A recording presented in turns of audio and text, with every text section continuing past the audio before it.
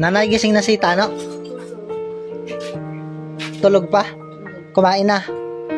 Kumain ka 1 kilo, kutsara. Hindi nyo pa napapainom ng gamot? Tano?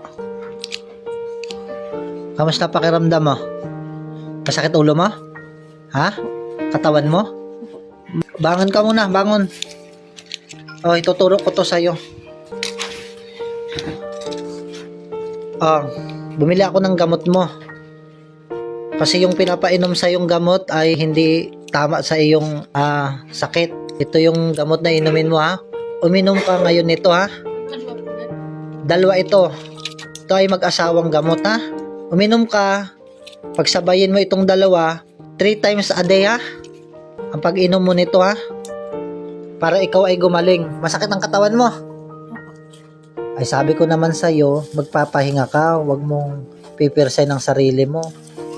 Di porket naman ikaw ay magaling na ay ikaw ay magtrabaho. Yan prutas, kainin mo ito. Mapait ang panlasa mo. Sinusuka mo ba yung kinakain mo? Kumain ka niyan ng prutas. Binilang kita mansanas tsaka itong orange siya. Masakit ang tiyan mo? Nung gabi na hindi ka nag-uwi sa bahay, nagbalik ka ng mais? Ay sige, inumin mo na yan, ha. Isa nito, tsaka isa nito, ha. Yung iniinom mo kasing gamot, Kuya Tano, ay hindi tama sa iyong sakit. Mabuti dinalo kita dito kasi nabalitaan ko. Ano ba ang gusto mo? Dito ka na muna magpahinga o sa bahay? Dito ka muna. Nanay, itong gamot niya, ha. Tuwing pagkatapos kumain, paiinumin ito ng gamot. Tapos mamaya, painumin ulit. Kumain ka ng orange. Oh, pagsabayin mo yan. Di ba kumain na siya kanina? Kahit kunti. Hindi naman niya sinuka. Pag ikaw ay magaling na, wag ka muna magtrabaho. Alam ko gusto mong tumulong pero dapat mong ipahinga ang iyong katawan. Kasi posibleng bumalik yung sakit mo pag ikaw ay hindi nag-ingat, ha. Kuya Tano, magpagaling ikaw, ha. Uminom ka ng gamot, kumain ka ng prutas.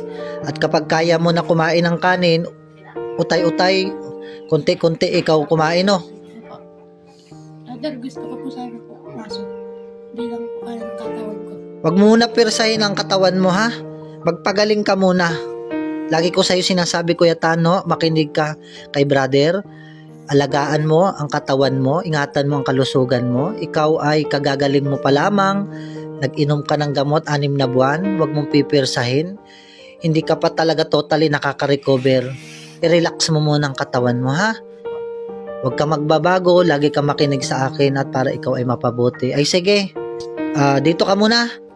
Dito ka muna magpagaling.